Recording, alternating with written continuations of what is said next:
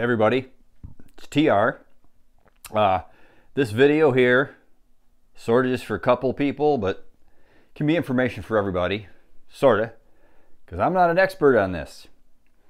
You may be familiar with Dr. Groovy, Scott Grove, and he's got a show on Sunday nights. He got hooked up with Duncan and Ed Dana, and they got things fixed up, and it's kind of cool. Well, I work nights, and I've been working like lots of Sunday nights, and I happened to be off last night and happened to think, oh yeah, that's on. I caught part of it, and there was a brief discussion of Eddie Van Halen guitars, and I think kind of as a joke because there's so many videos on them, but you know, just kind of spitballing things that people would want to watch, so that's what they did. Anyways, I was gonna hop in there and type a few things, but my internet connection wasn't too good with my cell phone, and I also just didn't feel like getting into it at the time. But I know a couple of things about Eddie Van Halen's guitars because I got a wild hair up my ass and decided I wanted to build this thing. Okay. Well, it required some research. And yes, I screwed it up. And I learned from doing, because like the Three Stooges, I always do it right the second time. But just to set the record straight, the original guitar, the white one with the black and all the stripes, was the guitar that became this one. What I did wrong is I painted it white with all the black stripes. The small stripes are actually pinstripes, like as in taping type pinstripes, I guess like you'd automotive. So before he did the red over top, he just peeled them off.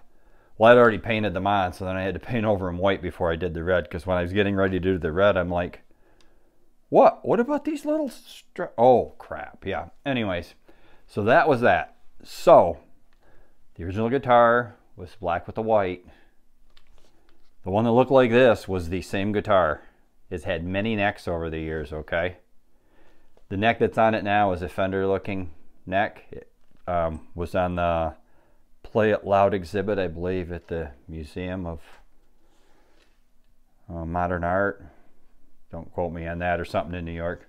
Anyways, so that's basically guitars 1 and 3.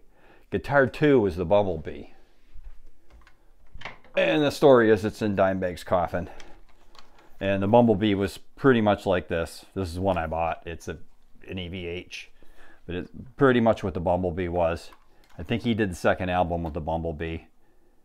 But I think the original one, you know, was like a favorite, and he went back to it, and that's when it got the red and black paint.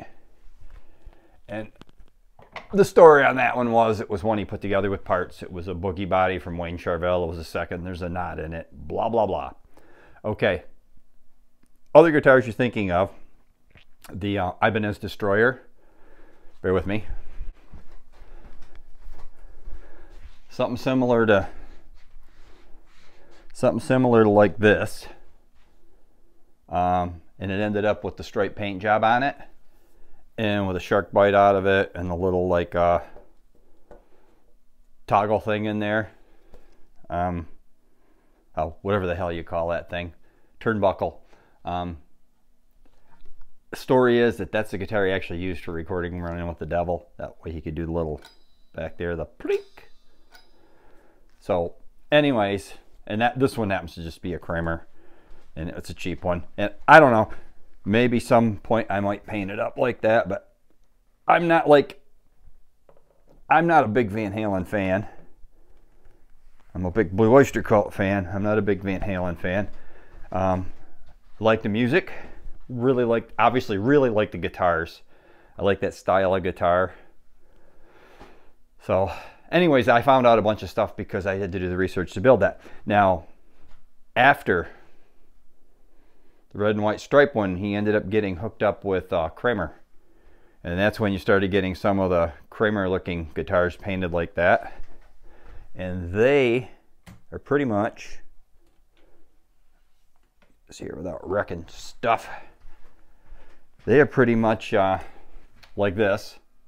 Although they got painted like with the red, black, and white stripe motif, but pretty much like this is what it ended up being when they were the Kramer guitars.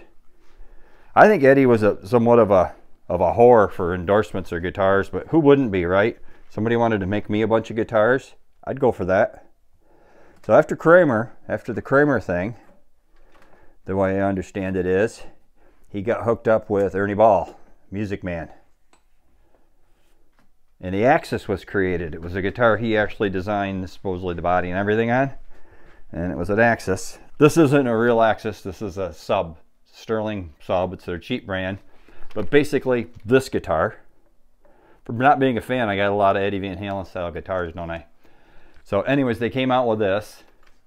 It's got a picture of wood on top on this one. The real one had some nice flame maple. And from that, got a contract with Peavey. Basically made the same guitar, said Peavey on the headstock and had 3 on the side instead of the proprietary Ernie Ball 4.2. And then the Wolfgang was born, which was basically the same as this, which was called an Axis.